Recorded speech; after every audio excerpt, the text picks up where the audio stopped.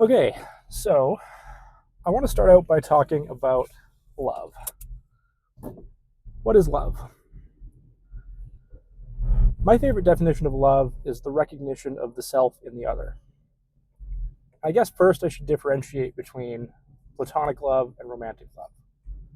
I think in both cases that definition applies. It's a little bit of a narcissistic definition because,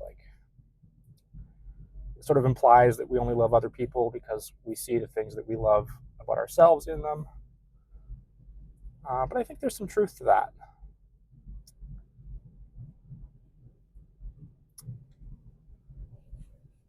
So,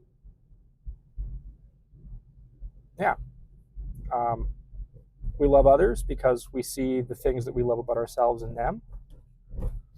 And maybe beyond that, we love traits in others that we desire to have for ourselves, but maybe don't always see in ourselves. Now, Christianity says you should love your neighbor as yourself, you should love your enemy. Christianity is all about love. So if you're Christian, that's love is important. And even if you're not Christian, I think love is important. Like we all want to be loved, and I think it's sort of a realistic expectation that if you want to be loved, you need to be willing and able to love others, which segues into empathy. Now, romantic love is obviously, well, before I get into empathy, to just kind of elaborate on love is the recognition of the self and the other.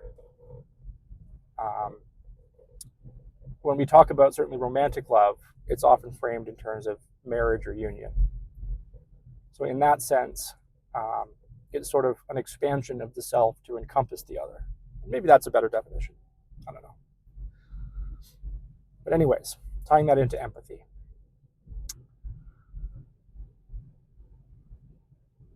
Empathy, I think, is connected to emotional intelligence. I don't think they're the same thing. Um, I think emotional intelligence could be defined as the ability to recognize one's own emotions, the ability to recognize the emotions of others. And certainly, I think that's an important component of empathy, but I think empathy is more than that. Um, and maybe love is what turns emotional intelligence into empathy, which brings in another component that I think is important, which is understanding. When we don't love someone, when we're angry at them, or when we hate them, I think that often stems from a place of misunderstanding, which, as I say that, immediately feels not quite right, or at least incomplete.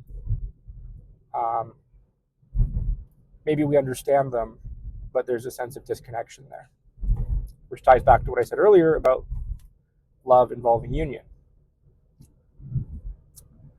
And as far as love involving union, certainly that's true in the romantic sense of love, but I think it's also true in the platonic sense of love.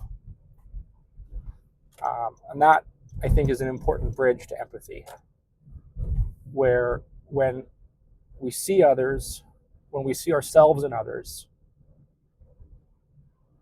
when we see the things that we like about ourselves in others, when we see the things we don't like about ourselves in others, that allows us to understand them better. And I think that is certainly a component of love. So I mentioned Christianity, and obviously, love is an important part of Christianity. Um, I'm not Christian, but I certainly respect people who hold that belief system. Um,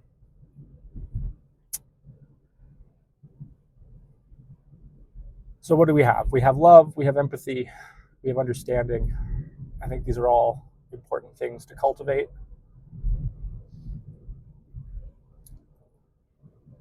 Where am I going with this? As I said, I'm not a Christian,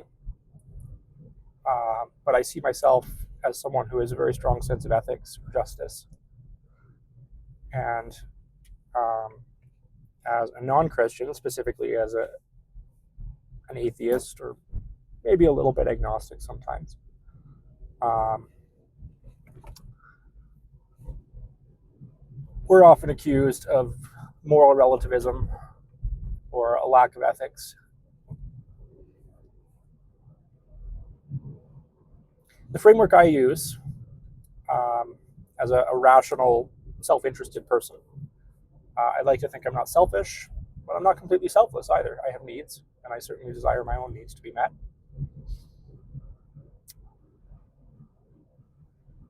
The framework I use is one called enlightened self-interest. Maybe you've heard of it. I haven't heard it spoken of a lot recently. It certainly seemed to come up a fair amount back in the day as I was exploring sort of philosophy and trying to figure out who I am.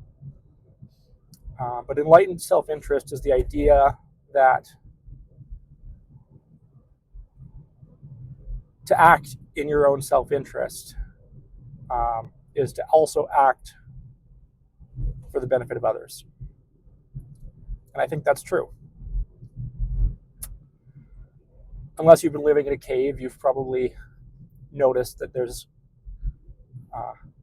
a bunch of stuff going on these days in terms of AI. And as far as I understand AI, it's all about prediction. On your phone, like you've got your little prediction engine as you're typing, it sort of tries to autocomplete your word.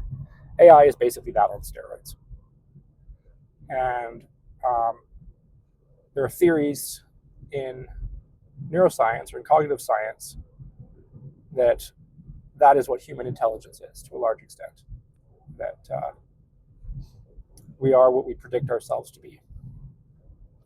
And I certainly think that there is a fair bit of truth to that. In sort of spiritual or self-help circles, you've probably heard talk of like manifesting.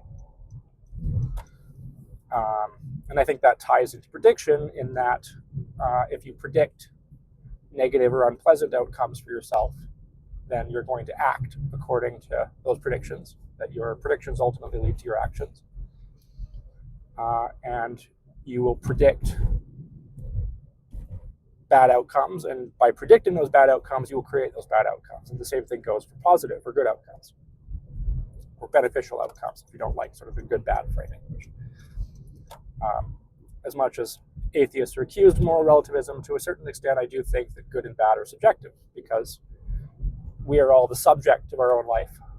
So everything is sort of oriented in terms of how it affects the subject.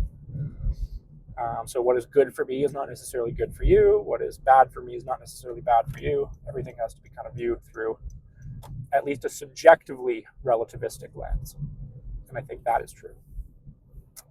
Which brings us back to enlightened self-interest. So enlightened self-interest is the idea that to fully benefit myself, I should act for the benefit of others. And where that comes from is, again, prediction. And prediction is tied to like building predictive models. That when we meet people, when we interact with people, when we have relationships with people, we're building models in our heads of who they are, and they're building models in their heads of who we are. And if you consistently hurt people, if you consistently lie to people, if you're consistently harmful to other people, if you act against their interests, then they will build models of you that you are a hurtful, lying, bad person. And when people think you're a bad person, they're going to treat you like a bad person, and that will ultimately hurt you. So with that in mind, I think it is important that we be kind to each other, so that others learn, or that I should be kind to other people so that they learn that I'm a kind person. That I should be honest with other people so that they learn that I'm an honest person. That we should be good to each other so that other people learn that we're good people. It seems fairly straightforward.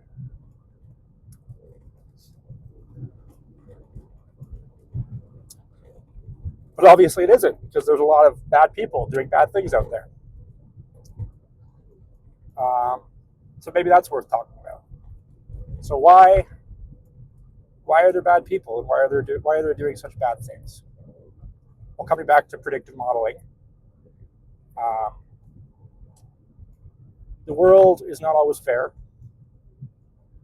world is maybe even rarely fair.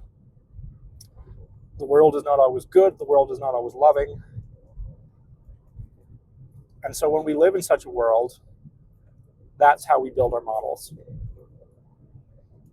And as those models get reinforced, as we get hurt, as we get lied to, as we get manipulated,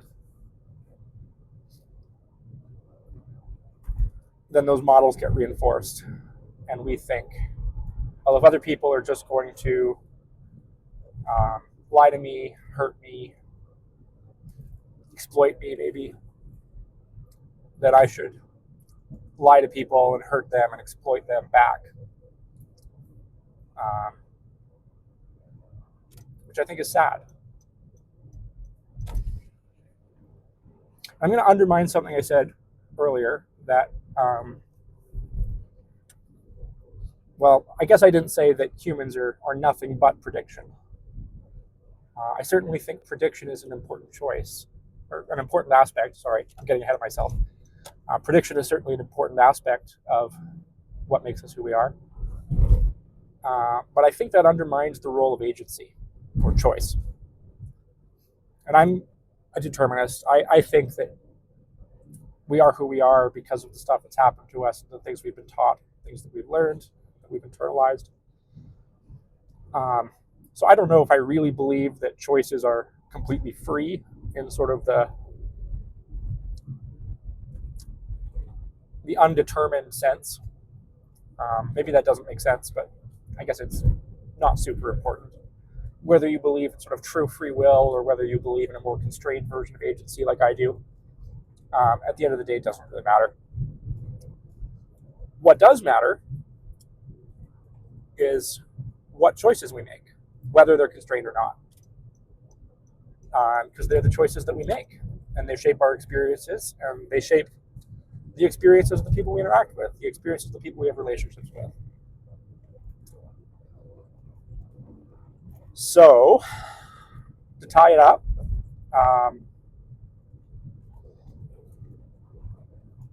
love is, to me, the recognition of unity. Maybe unity is the wrong word, because unity implies just like one thing, and we're not all one thing. We're each separate, independent, unique people. If you are familiar with philosophy, you could maybe tie that into the concept of dualism, but that's maybe getting a little bit too abstract. But in another sense, we are all living on the same planet. Maybe you've heard of like the 7 degrees of separation. We're all interconnected. Our decisions ripple out in ways that we can perceive and in ways that we can't perceive. And so love is the recognition of that interdependence, to me at least. And I think it's really important that we have empathy and we have understanding for the people we're close with and the people we're maybe less close with. And I think that the path to love is empathy and understanding.